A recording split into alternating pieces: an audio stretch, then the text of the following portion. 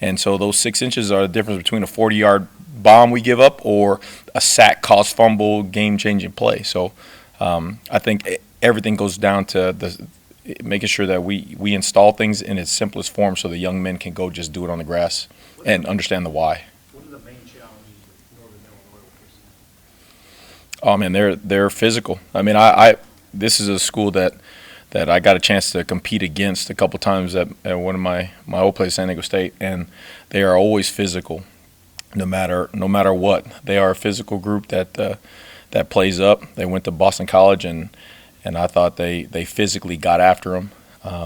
So they're going to come in here, and I would think they would do the same. Especially, it didn't help that they didn't have the showing they wanted last week, but that's just more fuel for them to get up and correct and come in here and play with their hair on fire. So they're going to be a physical bunch. They present a lot of different personnel groupings, a lot of different formations. So it'll be a challenge. What have you thought through 2 weeks about your guys' physical play, ability to play physical and to tackle in space?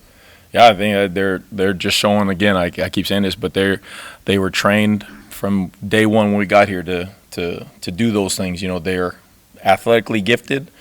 They, through the course of the time being here with Coach Campbell and Kristen and everybody, in terms of getting themselves into shape and being able to be their strongest, most explosive version of themselves, and then coming back here and then again installing defenses where they feel like they can just go play the football game, and then going out there and doing it. So I thought that it can always get better. I mean, we're nowhere near where we need to be, but it is a good feeling when the guys do it and then they gain validation that, hey, I can do this. I can do this routinely. So that's kind of cool. Having been a part of implementing this scheme at a couple different schools, or several different schools, where do you see, like at this point and as the first season goes on, the progress jump the most? I mean, I would think that part of it. I mean, we came in with the, creating a defense here that, I mean, again, I say the same things, but it's really true. You got so many great minds. I mean, the stuff that they did at Carolina and Baylor was awesome. I mean, some of the best defenses in the country. Then you take it to the NFL, some of the best defenses in the NFL, mixed with the things that I got a chance to learn from Coach Long and all that and develop. And so that's why, you keep coming back to this defense here that's like a mesh of it all. I think it's something totally different, something totally new. And again, it's a good feeling that we're all able to come out with ideas that the young men can absorb and go out there and play fast, represent the Blackshirts the way they're supposed to be represented. When did you first kind of take notice of Makai Bayer? Was it in the spring? Was it fall camp? When did you kind of come on? No, he did some really good things in the spring. You can see his versatility. You can see it early that he can play all three spots. He was just a guy who kind of did everything right. And to his credit, he just keeps getting better. He just keeps growing. And that's the process kicking in. He is leaned up. He is stronger. He's more explosive than he's ever been. And then he comes in here and then just, like I said, slowly just making plays here and there where you're like, okay, let's see. And then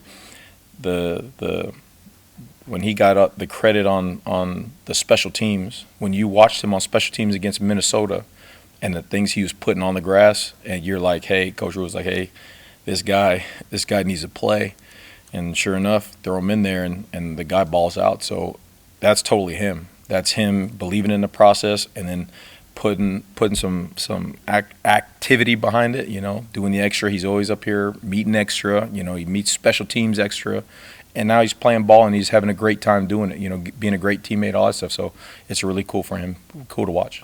Was there a specific light bulb moment that you saw for him, or has it genuinely been a gradual? No, it's been gradual because, like I said, you can see the flashes. He was making plays in spring ball, making plays in fall camp. The play that I think really showed like, okay, this dude belongs on the grass was he ran down on the kickoff against Minnesota, and Coach showed it on the whole team. And he must have taken on 2 or 3 blocks, and I mean, he destroyed the blocks and made a solo tackle in space on kickoff. And I'm like, that's impressive. People don't do that.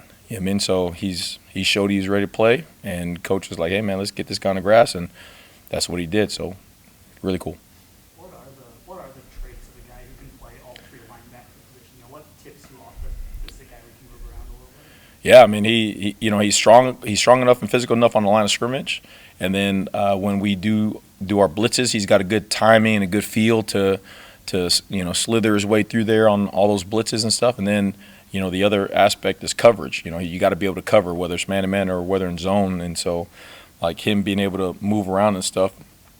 Sometimes Coach Rob did a really nice job moving him around, and so that way you really get a chance to see all the different versatility he brought to the game. And so him doing that again, it's something that you wouldn't have said that when you first got here. You're looking back on tape and stuff, and you're like, there's no tape of this guy. What is he? What is he? And then, like I said, man, here we are some months later, and he's doing the things that someone who believes in the process and really, really lives the process. Now he's here making plays. You getting enough production from the jack position? Yeah, I mean that's a group. I mean that's MJ. That's I know we haven't had a chance to see Jamari go out there, Chief, and then Makai, and then some of the game, Javen's in there at the jack as well. So when we're in all three linebackers in there, he's technically in there like a jack. So again, that goes back to the versatility of the guys, and that goes back to Rob, teaching those guys and explaining it in a way which they can all absorb, and then those guys understand concepts, and then they're out there running around. So that's cool. Sometimes it's hard to tell, like you explained that a guy's playing this position, and we could watch the game and watch it again and may not know that he was playing that position. Mm-hmm. Is that kind of the point? Like, do you want your opponents to kind of feel the same way? Like when you line up, they may not know who's at what position? Yeah, I mean that's any advantage we can get. We want to take advantage of. I mean, it's like the D line. Again, T Knight rotates those guys consistently in there. So sometimes you got Ty as a D tackle. Sometimes he's the nose guard. Sometimes he's out there as the end. And then Nash sometimes is the 3 tech. So like it always goes back to the players. And what those guys can do and do effectively. And so those guys learning all those positions in there, like that's big time ball stuff. That's a testament to them and how much they care, because that's hard to do. First year, all 3 spots in there for as many as 8, 9 different fronts we give guys and blitzes and stuff. For those guys to learn that and to learn what all 3, that goes back to T Knight and the way he's teaching those guys and the Bonnie has, and then those guys putting in the legwork to learn it and then do it on the grass. Is it complex when you're playing a tempo team to be able to get those signals in to let guys know not just what the play is, but where they have to line up and how much room have a lot of margin for error there? I mean, the guys have to line up at the right spot. No, it goes back to just teaching. You give when you go tempo, right? You don't have all day to signal. So really, what you do is you do word association. We're doing it right now, and we're running out of words. So I got to figure some stuff out. But you have a word, and the way you install it, this word means this front, it means this movement, it means this blitz, and it means this coverage. And that's how you teach it. You teach it just step by step. So that way, when you say the word, they're like, oh, it's this front. Oh, it's this blitz. Oh, it's this coverage right away. You know what I mean? So, again, the guys being able to teach it and the guys being able to absorb it, that's all the credit goes to them. What's the thing or things that has to happen for defense to go from getting stops to getting takeaways? Yeah, I think the takeaways come when you're aggressive. You're really aggressive, and I think that there's a fine line between having a lot of defense and having them think on the fly. And so, going back through there and looking at some stuff, want to make sure that we do have enough defense to defend whatever we got to defend. These guys present a big problem that way because all their formations and all their personnel groupings, But also, I think you cause takeaways when guys are really physical and guys make those jumps on the ball. Whether they're in zone and they understand what's coming, or they're in man and their technique takes over and they're in that right spot and where their eyes can find the ball. I think those are the times where you create those takeaways. And like I said, we're 6 inches, 7 inches, 8 inches away. So now the gap becomes how do I make that up on defense? How do I, from the classroom to the walkthroughs to all that stuff? Coach was in there and saying, how do we make up that difference? And so we're going in there and trying to make sure that those guys are in those positions. Yeah, I mean, again, he's not. I don't. You say Cam, and he comes in the room. You don't look at and see him as like a freshman. I mean, he's very mature. He's a guy who feels like he's been there and done that already.